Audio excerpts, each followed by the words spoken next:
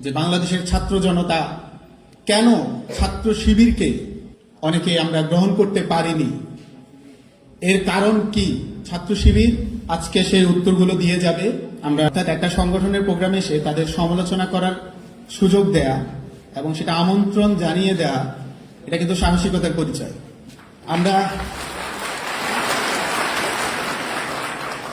আমরা সকল সংগঠনের কাছে এমন সুযোগ চাইব, মানে সেটা আমাকেই দিতে হবে এমন না, অন্যদেরকেও দেওয়া হোক।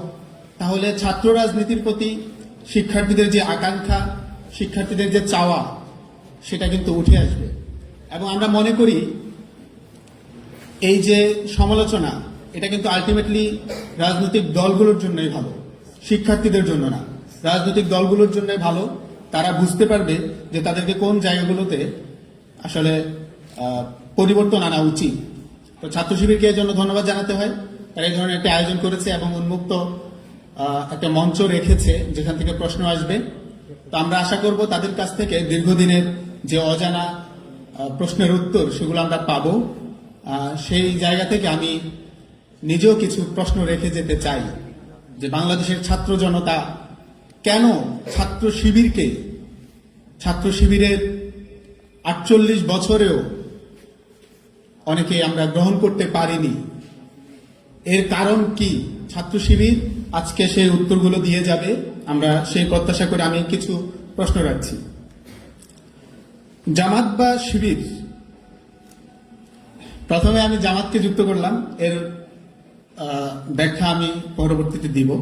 জামাত বা শিবির যেই সিস্টেমে এগোচ্ছে, রাজনীতি করছে, এভাবে কি কখনো গণমানুষের দল হওয়া সম্ভব? আপনারা কি মনে করেন সেটা আমরা শুনব। আমরা জানি ছাত্র শিবির একটি ক্যাডেট ভিত্তিক সংগঠন হওয়ার কারণে মানুষের এখানে গণহারে অংশগ্রহণ করা সম্ভব হয় না। কেউ যদি এখানে এই দলটাকে সমর্থনও করে, তাকে সমর্থক ফর্ম ফিল আপ করতে হয়, মানে তার ওখানে নাম লিপিবদ্ধ করতে হয়। জামাতেও সম্ভবত একই নিয়ম, একই সিস্টেম। তো এভাবে কি আসলে গণমানুষের দল হওয়া সম্ভব? সকল তরুণ কি পড়াশোনা করা তরুণ? তাহলে শিবির তাদের জন্য কি করছে, কি সিস্টেম রেখেছে? শিবিরে তারা কিভাবে আসবে? শিবির যেটা বলে শিবিরের ছায়াতলে, সেটা কিভাবে আসবে? এখানে তো শিক্ষিত হওয়া ছাড়া শিবিরে কেউ যুক্ত হওয়ার সুযোগ নেই।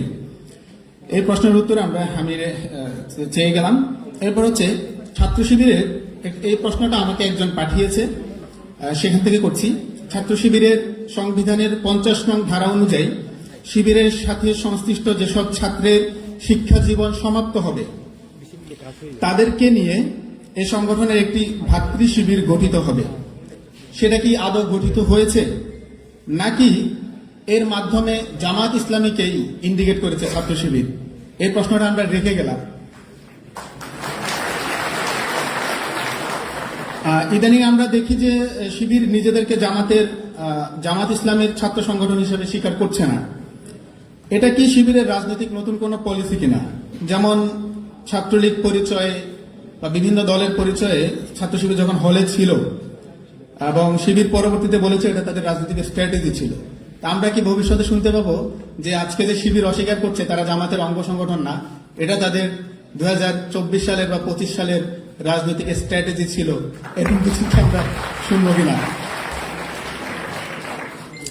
আচ্ছা, শিবির যে তৎকালীন ছাত্র সংঘের পরিবর্তিত নাম, এটা কি ছাত্র শিবির অস্বীকার করে কিনা?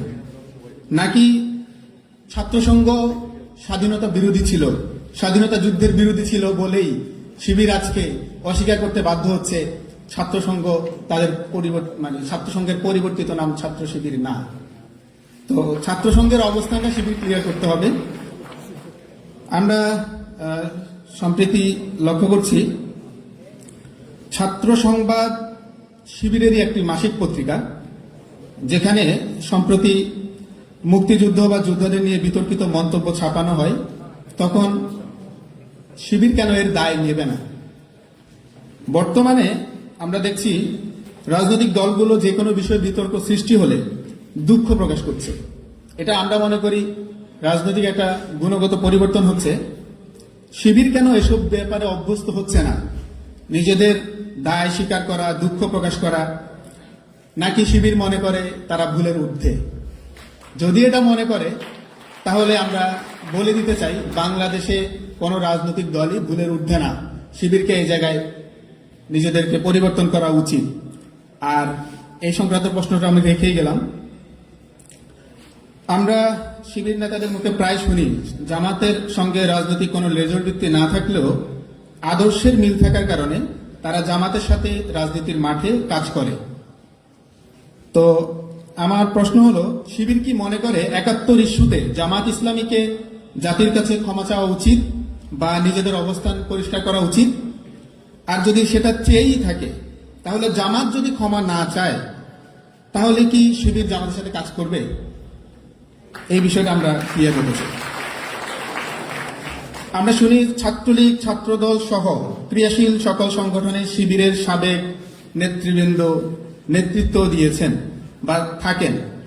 শিবিরকে এটা সমর্থন করে কিনা?